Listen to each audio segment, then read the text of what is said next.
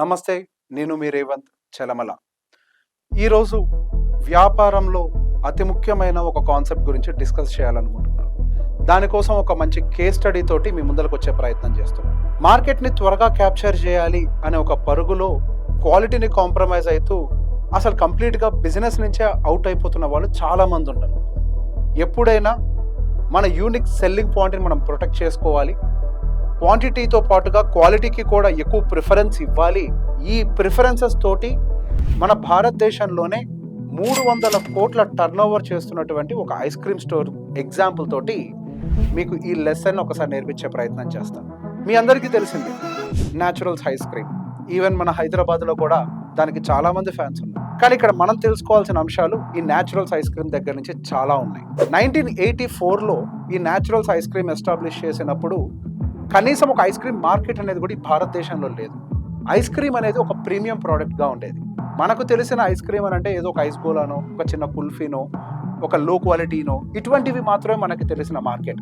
అసలు డిమాండే లేదు. Ice cream అంటే కేవలం సంపన్నులు మాత్రమే తింటారు, దానికి మార్కెట్ సైజ్ తక్కువ అని అనుకునే రోజుల్లో 1984లోనే మనకి న్యాచురల్స్ ఐస్ క్రీమ్ అనేది ఎస్టాబ్లిష్ అవ్వడం జరిగింది. ఈ న్యాచురల్స్ ఐస్ క్రీమ్ ఎస్టాబ్లిష్ అవ్వటం గొప్ప విషయం కాదు, దాన్ని ఏ విధమైన వ్యక్తి మొదలుపెట్టారు ఇది ముఖ్యమైన విషయం. అని కనీసం 10th క్లాస్ కూడా పాస్ కాలేని ఒక మనిషి over the period of time వ్యాపారం మీద ఇంట్రెస్ట్ తోటి తన చుట్టుపక్కల జరిగేదాన్ని అబ్జర్వ్ చేస్తూ చిన్నగా ఒక షాప్ను మొదలుపెట్టే ప్రయత్నం చేశారు. అదే న్యాచురల్స్ ఐస్ క్రీమ్. గట్టిగా 6 మంది ఎంప్లాయీస్ తోటి మొదలుపెట్టారు. ఇక్కడ చాలామందికి తెలియని ఒక అంశం ఏంటి అని అంటే న్యాచురల్స్ ఐస్ క్రీమ్ డైరెక్ట్గా ఐస్ క్రీమ్స్ తోటి స్టార్ట్ కాలేదు. ఒక పావ్ బాజీ తోటి మొదలైంది. ఇండియాలో కావచ్చు, ఎక్కడైనా కావచ్చు, ఒక కొత్త ప్రోడక్ట్ని జనాల్లోకి తీసుకొచ్చే ముందు వాళ్ళకి తెలిసిన ప్రోడక్ట్ త్రూ దాన్ని ఫ్రీ శాంపులింగ్ టేస్టింగ్కి ఇచ్చి అలవాటు చేయడం అనేది ఒక ప్రక్రియ. ఈవెన్ ఇండియాలో టీ కూడా అలానే అలవాటు చేయబడింది. డైరెక్ట్గా నేను ఐస్ క్రీమ్ షాప్ పెట్టాను, నాది ఒక పార్లర్ ఉంది, వచ్చి తినండి అని అంటే డెఫినెట్గా ఎవరు రాకపోవచ్చు. అలా కాకుండా ఒక పావ్ బాజీ లాంటి ఒక సెంటర్ని పెట్టి ఒక హాట్ ఐటమ్ని సర్వ్ చేసి, ఒక కారమైన ఐటమ్ని సర్వ్ చేసి, అది తిన్న తర్వాత ఐస్ క్రీమ్ని ఒక శాంపుల్ కింద కనుక ఇచ్చినట్లయితే వాళ్ళకి అప్పుడు అసలైన రుచి వాళ్ళకి నాలుకకు తెలుస్తుంది. సో పావ్ బాజీ అనే ఒక రెగ్యులర్ ఐటమ్ని ముంబై మార్కెట్లో పెట్టి దాని త్రూ కస్టమర్స్ని అట్రాక్ట్ చేసి దాని త్రూ ఆయన మార్కెట్లోకి ఈ ఐస్ క్రీమ్ని పంపింగ్ చేసే ప్రయత్నం చేశారు. Naturals ice cream just ice cream తయారు చేయటం వల్ల ఫేమస్ కాలేదు. న్యాచురల్స్ ఐస్ క్రీమ్ ఫేమస్ అవ్వడానికి గల కారణం దాని రెసిపీ, ఆయన నమ్ముకున్నటువంటి ఒక క్వాలిటీ. సహజంగా మనం బయట చూసేటువంటి ఐస్ క్రీమ్స్ చాలా మాట్లాడుకుంటూ ఉంటాం కదా, ఫ్రిడ్జ్లో పెట్టుకొని తింటూ ఉంటాం. వాటిని కేవలం ఫ్రోజన్ డెజర్ట్స్ మాత్రమే అంటాం. ఐస్ క్రీమ్ ఒక ప్రాపర్ రెసిపీ ఎక్కడా పాడు కాకుండా ఇన్ని సంవత్సరాలుగా కాపాడుకుంటూ రాగలిగారు కాబట్టి 300 కోట్ల టర్నోవర్గా ఒక యూనిక్ బ్రాండ్గా ఈరోజు మనకి న్యాచురల్స్ ఐస్ క్రీమ్ నిలబడింది. ఒకరోజు ఒక కస్టమర్ వాళ్ళ షాప్లోకి వచ్చాడు. సహజంగా అప్పటికే మార్కెట్లో ఆర్టిఫిషియల్ ఫ్లేవర్స్ తోటి ఐస్ క్రీమ్స్ చేయడం మొదలుపెట్టారు.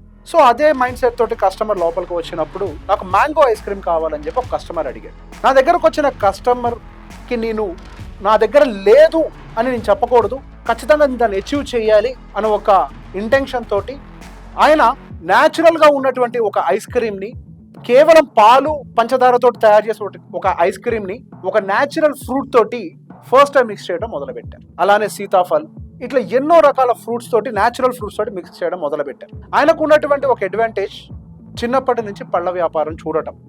వాళ్ళ నాన్నగారు పళ్ళ వ్యాపారం చేసేవాడు. చేత్తో పట్టుకొనే ఈ పండు ఎంత పండింది, ఇది ఎన్ని రోజులు ఉంటుంది, ఇది ఐస్ క్రీమ్లో కలిపితే ఎంత స్వీట్నెస్ వస్తుంది, ఇదంతా కూడా చేత్తో పట్టుకొని చెప్పే అంత టాలెంట్ వాళ్ళకు ఆల్రెడీ ఫ్యామిలీ బిజినెస్ ఆ ఫ్రూట్ షాప్ ఉండటం వల్ల ఆయనకు అది ఆల్రెడీ ఆ నాలెడ్జ్ వచ్చేసింది. సో ఆయన ఇమీడియట్గా అప్పటికప్పుడు ఒక యూనిక్గా క్రియేట్ చేసి ఐస్ క్రీమ్ని ఆయన కస్టమర్కి డెలివర్ చేయడంతో అది అద్భుతంగా నచ్చింది. దాంతో స్లోగా అక్కడ ఫ్లో పెరగటం మొదలుపెట్టింది.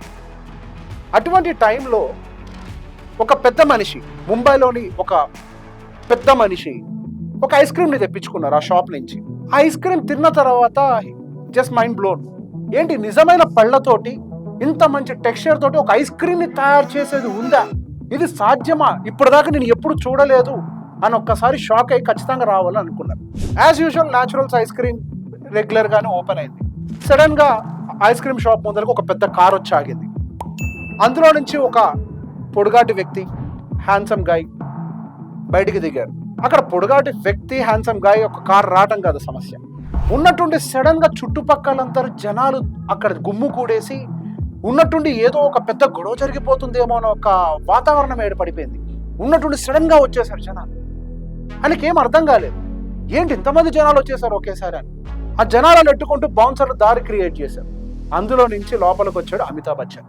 ఆయన ఇంటికి తెప్పించుకొని తిన్నటువంటి ఆ ఐస్ క్రీమ్ యొక్క టేస్ట్ నచ్చి ఖచ్చితంగా నేను ఈ షాప్ దగ్గరికి రావాలి అన్న ఒక ఉద్దేశంతో వచ్చి ఆ షాప్ చరిత్రనే మార్చేశారు. ఈ రోజు న్యాచురల్స్ ఐస్ క్రీమ్ నెంబర్ 1 స్థాయికి ఎదిగింది అని అంటే అక్కడ ఫ్లేవర్ అండ్ ఆయన పెట్టినటువంటి ఆ డెడికేషన్, ఈ రెండింటిని ఆయనని ఇంత దూరం తీసుకొని వచ్చింది. అది కేవలం అమితాబ్ బచ్చన్ తోటే ఆగదు.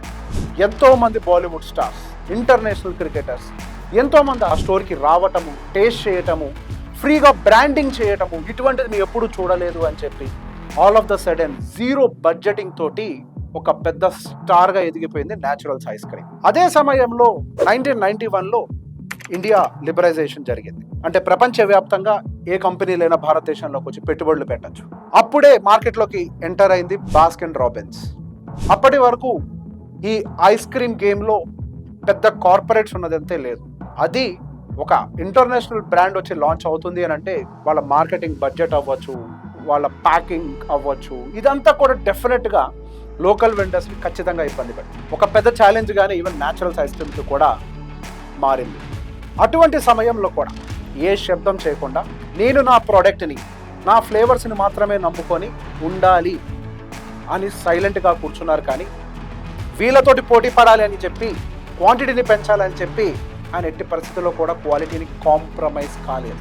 అదే టైంలో మన ఇండియాలో ఉన్న బిగ్గెస్ట్ హిందుస్థాన్ యూనిలివర్ క్వాలిటీతో కొలాబరేట్ అయ్యి క్వాలిటీ వర్క్స్ని లాంచ్ చేసింది. ఒకవైపు ఇంటర్నేషనల్ ఐస్ క్రీమ్స్ లాంచ్ అయ్యాయి, ఒకవైపు డొమెస్టిక్ సైడ్ నుంచి కూడా పెద్ద పెద్ద కంపెనీస్ ఐస్ క్రీమ్ మార్కెట్లోకి రెడీ అయిపోయాయి.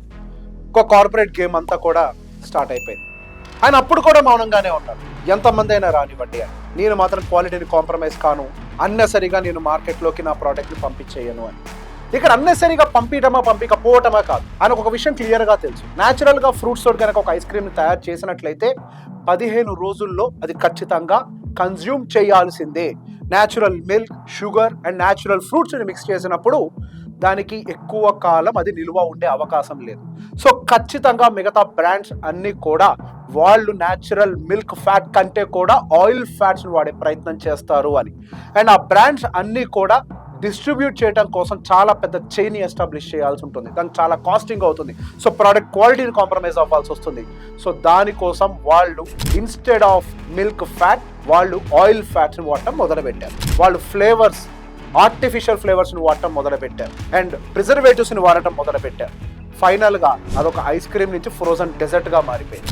నేను నా ప్రోడక్ట్ని ఒక ఫ్రోజన్ డెజర్ట్గా మార్చకూడదు, నా ప్రోడక్ట్ని నేను కేవలం ఒక ఐస్ క్రీమ్గానే ఉంచాలి, క్వాలిటీలో కాంప్రమైజ్ అవ్వకూడదు అని ఆయన ఖచ్చితంగా ఉండటంతో ఈరోజు దాదాపుగా 150 నుంచి 160 స్టోర్స్ దేశవ్యాప్తంగా ఆయన ఎస్టాబ్లిష్ చేసి దాదాపుగా సంవత్సరానికి 300 కోట్ల టర్నోవర్ ఆయన చేయగలుగుతున్నారు.